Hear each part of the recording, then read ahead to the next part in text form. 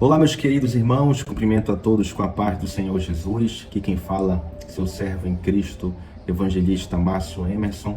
E hoje nós trataremos de um assunto da Escola Bíblica Dominical, onde temos por tema na nossa juventude, separados para Deus. Esse é o tema do nosso primeiro trimestre de 2023.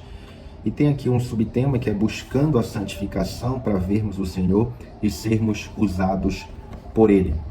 Deus colocou em meu coração um projeto de estar compartilhando pequenas aplicações da revista dos jovens, assim como também dos adolescentes e também da maturidade cristã. Nós estaremos aqui fazendo pequenas aplicações daquilo que nós podemos tirar da revista. Nós iremos tirar aqui pequenas aplicações práticas e bastante objetivas para que você, aluno ou até mesmo professor, coloque em sala de aula, na classe da Escola Bíblica Dominical. Então, no dia de hoje, nós iremos tratar sobre a lição de número 4, 22 de janeiro de 2023. Essa aula vai ser lecionada nas classes e congregações e o assunto da lição de hoje é a santificação e a palavra de Deus. Santificação e a palavra de Deus. Temos por texto principal 2 Reis, capítulo 22, versículo 11, onde diz: Sucedeu, pois, que ouvindo o rei as palavras do livro da lei, rasgou as suas vestes. 2 Reis, capítulo 22, versículo 11. Dando aqui uma antecipação, nós iremos falar sobre o rei Josias. O resumo da lição diz assim: todo avivamento verdadeiro é precedido pelo ensino e cumprimento da palavra de Deus. Não é por força ou movimentos humanos. Uma grande verdade é o resumo da lição. Eu tenho por hábito, quando vou dar aula, de já ler a conclusão desta aula, para que a gente possa entender, e alcançar o nosso objetivo ao término desta lição.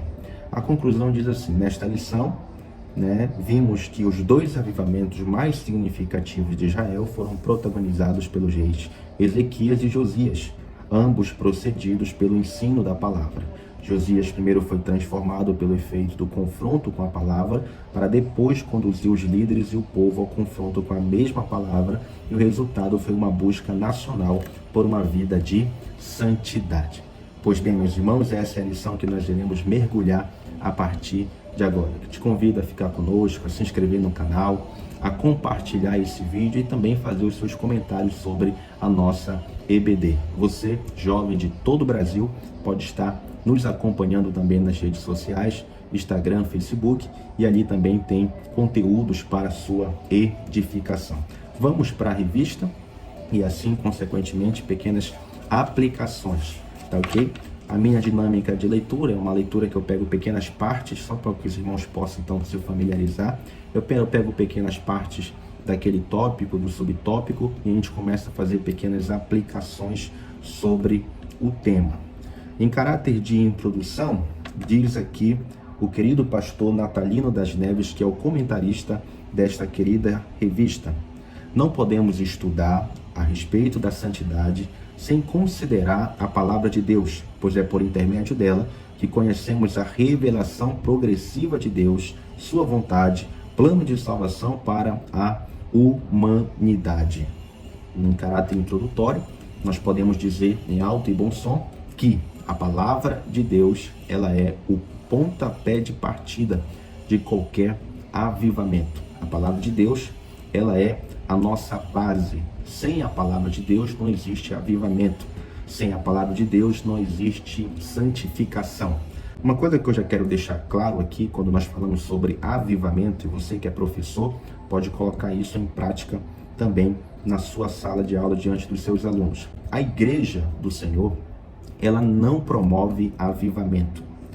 A igreja do Senhor não promove avivamento, mas o avivamento é promovido por Deus. A igreja não promove, mas é Deus quem promove avivamento. No entanto, uma igreja avivada é uma igreja que prepara o caminho para um grande avivamento.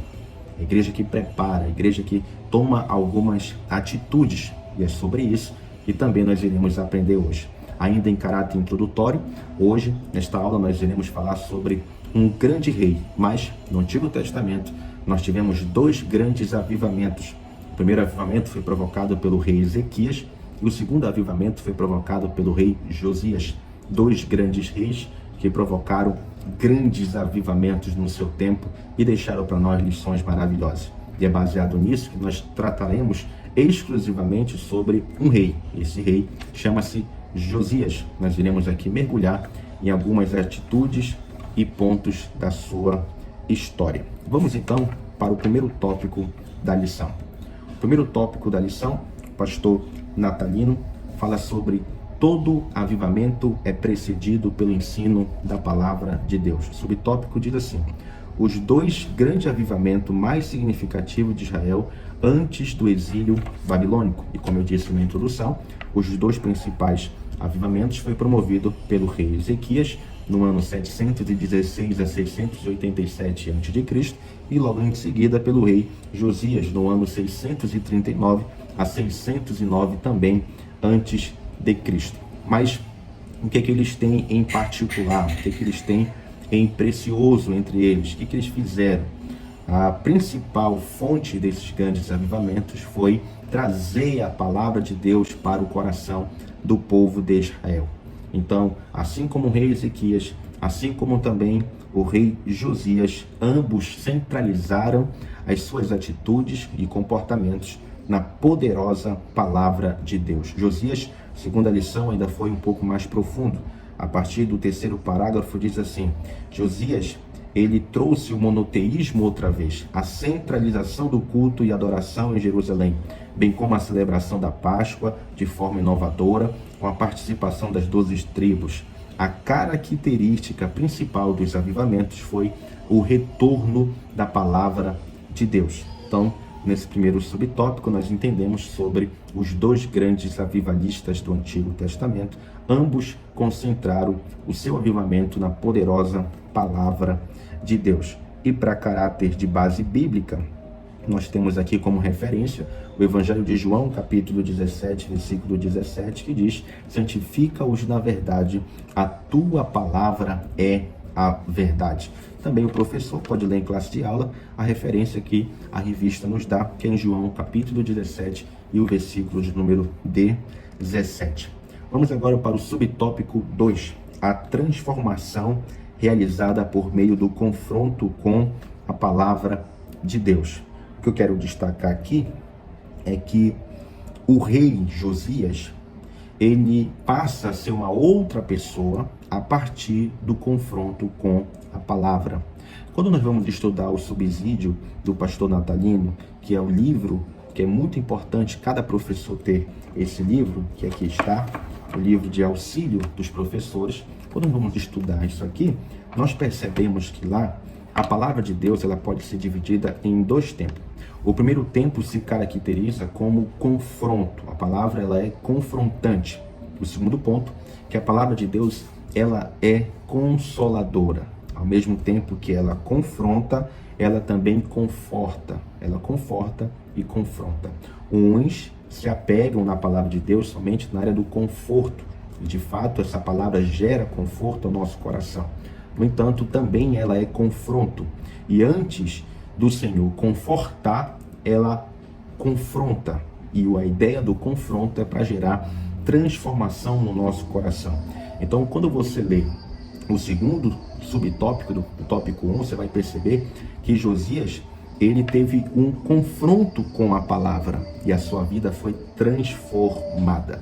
Mas tem um detalhe ainda que eu quero colocar aqui, que vai ajudar muito em classe de aula e a gente entender aquela frase que eu falei anteriormente, que a igreja não gera avivamento, o avivamento é gerado por Deus, mas toda igreja avivada prepara o caminho. Se você perceber na história, 2 Reis, capítulo 22, versículo 1, você vai entender que o rei Josias, ele reina sobre Jerusalém por um período de 31 anos. Ele tinha 8 anos quando começou o seu reinado.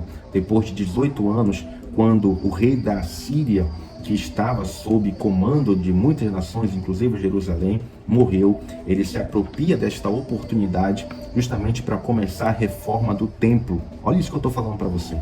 Ele começa a reforma do templo. O que eu estou falando está aqui na revista. No segundo parágrafo, Josias aproveitou o momento para implantar mudanças no seu reino, né? E ele começou as mudanças né, com a reforma da estrutura física do templo. Você percebe? Ele começa a reformar a estrutura física do templo. E a Bíblia diz que o seu sacerdote Ilquias, ele acha a lei do Senhor. E ali tudo começa a mudar. Mas antes dele achar a lei do Senhor, ele mesmo, por iniciativa própria, começa a reforma do templo. Ou seja, ele estava preparando o caminho para um grande avivamento. Não existe um grande avivamento provocado pela palavra de Deus sem antes um coração sedento por Deus. É necessário que eu e você venha preparar o caminho para que a palavra de Deus ela venha brotar, ela venha alcançar o nosso coração e gerar transformação interior. Então, nesse segundo tópico aqui do primeiro tópico, subtópico do primeiro tópico, nós aprendemos que Josias ele foi confrontado pela palavra de Deus. Vamos para o terceiro subtópico. A leitura compromissada da palavra produz arrependimento. Eu quero destacar aqui aos irmãos o último parágrafo que diz assim: a Bíblia é como um espelho. Ela mostra a realidade de cada pessoa diante de Deus. Quando alguém busca a lei e obedecer a palavra com reverência, ela provoca mudanças. Josias tinha dado o primeiro passo, o reconhecimento da situação real em que se encontrava o povo de Deus. Toda vez alguém que tem um encontro com a palavra de Deus, ele vai encontrar muitos erros e falhas na sua vida. Alguém já disse que quando ele foi ler a palavra de Deus, ele encontrou muitas falhas. Todas as falhas eram no leitor, aquele que estava fazendo uso da palavra de Deus. Então Josias, quando ele teve um encontro com a palavra, produziu dentro dele o arrependimento. A Bíblia diz que ele ouve a palavra pelo seu escrivão Safã. Ele rasga suas vestes. Rasgar suas vestes, segundo a cultura, simbolizava tristeza e arrependimento. Então, quando ele ouve a palavra, ele se depara com a sua realidade pecaminosa. Ele se depara com a sua escassez de Deus. Ele se depara e vê o quão distante o povo de Israel e ele está de Deus.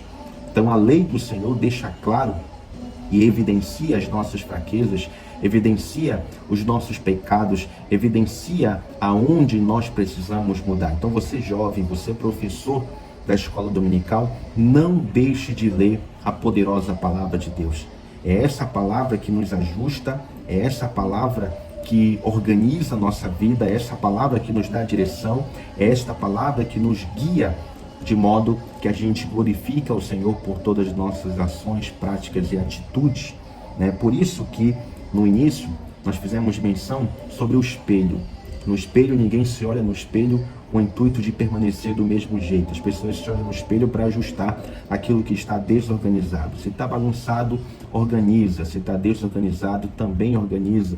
Se está sujo, limpa. Tudo isso nós percebemos quando olhamos para o espelho. Então a palavra de Deus, ela é um espelho. E a base que nós tiramos isso como referência bíblica é Tiago, capítulo 1, versículo 23, que diz assim: aquele que ouve a palavra, mas não põe em prática, é semelhante a um homem que olha a sua face no espelho. Ou seja, ele olha no espelho, percebe que precisa mudar, ajustar alguma coisa, mas mesmo assim ele permanece da mesma forma. Ele não ajusta nada em sua vida mediante a palavra de Deus. Então esse foi o nosso terceiro subtópico do tópico 1. Vamos para o nosso tópico 2. O resultado e o retorno à palavra de Deus. Os resultados do retorno à palavra de Deus. A primeira coisa que Josias fez quando ele é confrontado com a palavra de Deus, seu coração arrependido, é a purificação do templo. Diz o texto: o rei já havia experimentado o poder purificador da palavra e agora ele desejava que o povo também experimentasse desse poder. Isso aqui tem uma lição para nós, uma aplicação para o meu e para o teu coração. Antes de Josias confiar a palavra para o povo, ele é alcançado pela palavra. Então o que eu aprendo aqui? A mudança e o arrependimento não começa no povo, mas começa no líder. Mas começa no rei Josias. O avivamento, ele se iniciou no coração do líder. O avivamento, ele se iniciou no coração do maior. Então isso aqui é uma palavra para nós que somos líderes, para você jovem, para você professor, para você coordenador, orientador de mocidade, que a liderança, ela é o principal ponto para que todos os seus liderados também alcancem um grande avivamento. Alguém já disse que a igreja é reflexo do seu líder. Um líder saudável, um líder bíblico, um líder que zela pela sã doutrina, também tem uma igreja saudável, uma igreja bíblica, uma igreja que ama a palavra de Deus. E Josias, ele tem um encontro com a palavra. O que ele faz? Reúne todos os sacerdotes, reúne todos os anciões, todos os líderes e compartilha a palavra para o povo. E, consequentemente, ele vai começar uma faxina no templo do Senhor. Ele vai tirar todos os ídolos, toda a idolatria, toda a imundícia na área da adoração. Então, o primeiro subtópico do tópico 2 fala sobre a purificação do templo, e você tem que pegar essa palavra no seu coração e compartilhar com quantas pessoas você puder. O avivamento vai começar sempre no coração do líder, daquele que está sobre a responsabilidade de cuidar e administrar uma grande nação, povo, congregação ou até mesmo departamento. O segundo subtópico do tópico 2 diz: a eliminação dos elementos que promoviam a idolatria em todo o território nacional. Trago aqui uma aplicação bastante objetiva, mas antes, vamos ler. A reforma de Josias, inclusive com a ação pessoal dele, se estendeu por todo o território de Jerusalém, inclusive algumas tribos do reino do norte. Ele também instituiu o culto ao Senhor e centralizou a adoração em Jerusalém. Olha, isso aqui é interessante, porque no subtópico 1 começa a purificação do templo. E nós aprendemos pelas primeiras linhas do subtópico que quando ele recebe a palavra, ele compartilha a palavra para o povo. Então começa a faxina e a purificação do templo, tirando os ídolos. No subtópico 2, a gente aprende, não só aqui, mas também na história, que a purificação, a restituição, ela alcança toda a nação e também algumas cidades adjacentes ali.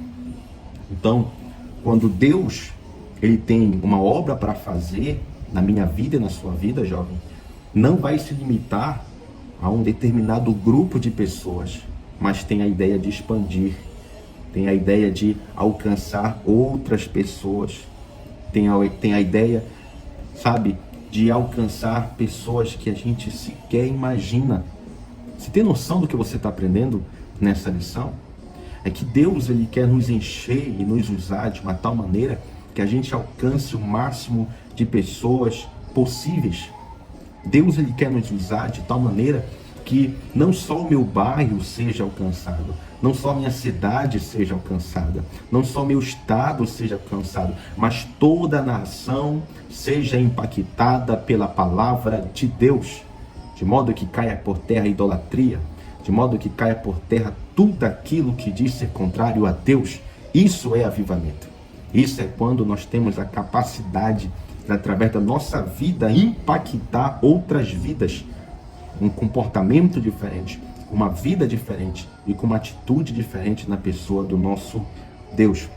Então, o que nós aprendemos aqui no subtópico 2, do tópico 2, é que o avivamento que Josias está promovendo em Jerusalém alcança também todas as nações adjacentes. É um avivamento a nível nacional. Amém? Vamos agora aqui para o subtópico 3 do tópico 2, que diz assim: o restabelecimento do culto a Deus. Olha o que diz a lição.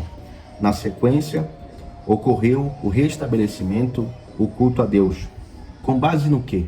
Nos preceitos prescritos no livro encontrado, incluindo toda a estrutura prevista para a adoração no templo. Faço questão de parar aqui e observar isso aqui, porque tem uma lição aqui que é extraordinária para a nossa vida. O culto, ele é estabelecido. De que maneira? Subordinado à santa palavra de Deus.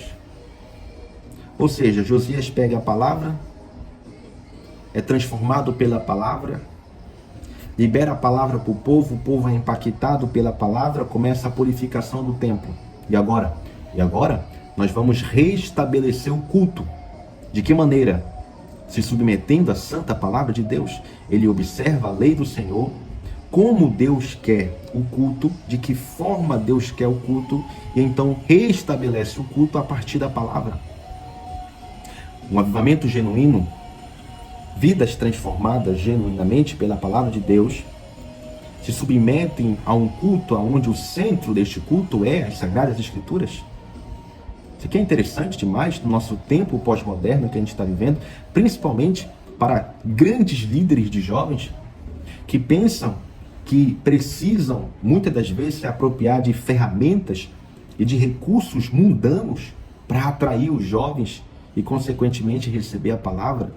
Eu digo, através da lição que aprendemos e das Sagradas Escrituras, que é a nossa base nesta lição, que não precisamos de recursos humanos, de coisas do mundo, de qualquer ferramenta do mundo, para recebermos da parte do Senhor a sua palavra, um avivamento, uma transformação, uma regeneração.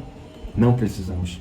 A palavra de Deus, ela é suficiente e ela é apta para todas as coisas. Paulo disse isso em 2 Timóteo, capítulo 3, versículos 16 e 17.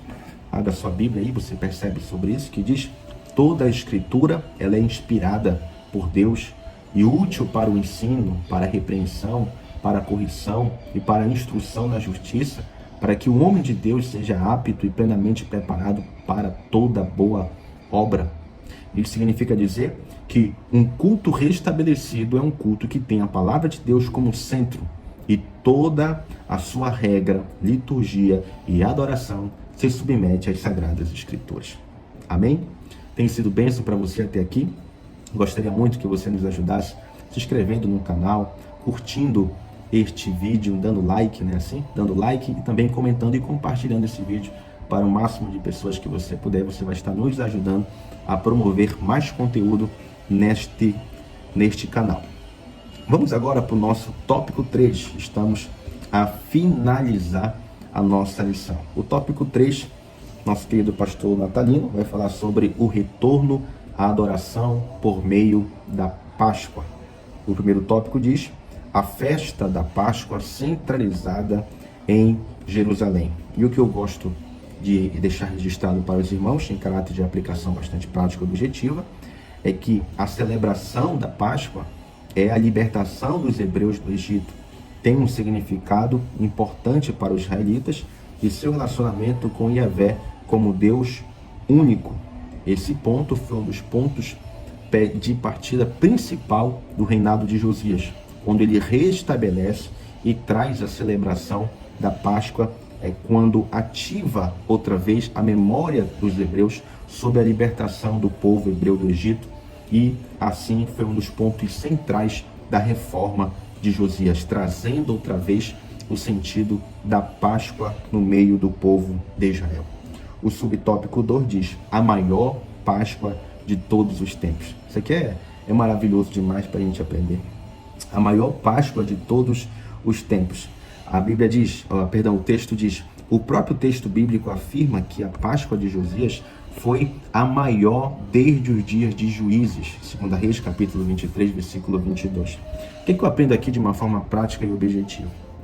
Josias, quando ele foi impactado pela palavra, o povo também foi impactado pela palavra, o templo foi purificado e a nação também foi alcançada pela poderosa palavra de Deus, começa então um grande avivamento, de modo que eles promovem a maior festa, uma festa que durou 7 dias, uma festa com uma estrutura formidável, uma festa onde todos participaram, uma festa onde o centro foi a palavra de Deus, uma festa onde eles celebraram o que Deus fez no passado, o que Deus continua fazendo e o que Deus ainda há de fazer. O que eu aprendo com isso é que para Deus e um coração avivado, nós precisamos ofertar o melhor. A palavra de Deus é clara em dizer que tudo que vier nas nossas mãos, nós temos que fazer com força, com todo o nosso esforço e dedicação. Então, a maior festa, desde os juízes até o seu tempo, foi promovida por Josias. Não houve outra festa maior a não ser a festa de Josias. A melhor qualidade, o melhor evento, a melhor estrutura, toda essa atitude foi provocada pela palavra de Deus. E aqui diz o autor: a palavra de Deus tem o poder de confrontar as pessoas e de revelar suas falhas com vista à sua restauração, santidade e comunhão com Deus. Deus, ele nos confronta, Deus, ele nos conforta para extrair o melhor de nós para a glória do seu nome. O terceiro e último subtópico desta lição maravilhosa fala sobre a figura que Paulo usa da Páscoa, caracterizando a pureza cristã. Eu gostaria de destacar o último parágrafo que diz assim: na atualidade, a Páscoa tem um novo sentido para os cristãos. Paulo apresenta Cristo como o verdadeiro Cordeiro Pascual, que foi crucificado por nós. O sangue de Cristo, aspergido na cruz, é a causa da libertação espiritual dos que creem. O cristão deve celebrar a santificação, a salvação e a liberdade em Cristo e praticar a pureza cristã por meio da santificação. Isso aqui é muito interessante, a abordagem que o apóstolo Paulo usa, fazendo referência da celebração da Páscoa. Eu e você hoje sabemos que a Páscoa, a nossa Páscoa é Cristo Jesus, morto, crucificado na cruz do Calvário e ressuscitou ao terceiro dia pelos meus e os teus pecados. Mas tem um alerta que o apóstolo Paulo, ele deixa ao nosso coração, e esse alerta precisa ser levado em consideração. Esse alerta é quando ele fala sobre o fermento, que nós não podemos deixar com que o fermento desse tempo, chamado pecado, chamado idolatria, coisas que não agregam em nosso crescimento nem a nossa santificação, devem ser deixados de lado para a glória de Deus. Então, fiz aqui um pequeno comentário que diz assim: assim também é na vida do jovem. Não podemos aceitar que pequenas coisas, atos e práticas venham sujar a nossa comunhão com Deus, muitas das vezes nos levando à impureza, pois Cristo, que é a nossa Páscoa, morreu por nós, nos purificando de todo o pecado. E eu deixo aqui, no caso, as referências que o autor deixou para nós, que é 1 Pedro, capítulo 1, versículo 15. Mas assim como é santo aquele que o chamou, sejam santos vocês também em tudo o que fizerem.